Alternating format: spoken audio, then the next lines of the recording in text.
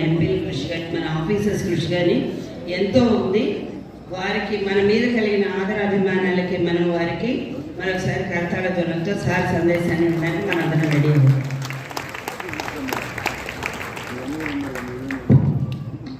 అందరికీ నమస్కారం. వేదిక మీద గౌరవ విభిన్న ప్రతిభావంతులకు ఇవాళ వారి అవసరాలకి సరిపడా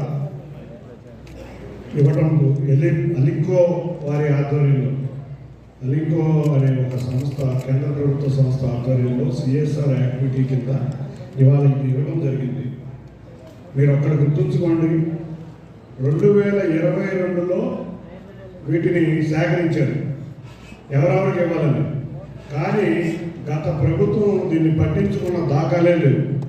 కానీ ఇవాళ ప్రజా ప్రభుత్వం మీరందరి ఆశీర్వచనాలతో నారా చంద్రబాబు నాయుడు గారు ముఖ్యమంత్రి అవ్వగానే మేము ఇక్కడ ఉన్న శాసనసభ్యులు కానీ, పార్లమెంట్ సభ్యులు కానీ, ముఖ్యంగా జిల్లా కలెక్టర్ కానీ, అంతేకాకుండా అధికారులు కానీ వీటిని ఎక్కడో హైదరాబాద్లో ఉంటే దగ్గరుండి తెప్పించుకుని మేము ఇక్కడ ఇవ్వాలని చెప్పి మేము అధికారంలోకి రాగానే తెప్పించుకొని మీ అందరికీ అందజేయడం జరుగుతుంది. మీకు అందరికీ ఒక్కటే గుర్తుంచుకోవడం వల్ల నారా చంద్రబాబు నాయుడు గారు రాగానే విభిన్న ప్రతిభావంతుల పెన్షన్ 6,000 రూపాయలు చేశారు. వచ్చిందా? 6,000 రూపాయలు అందరికీ అందుతున్నాయి.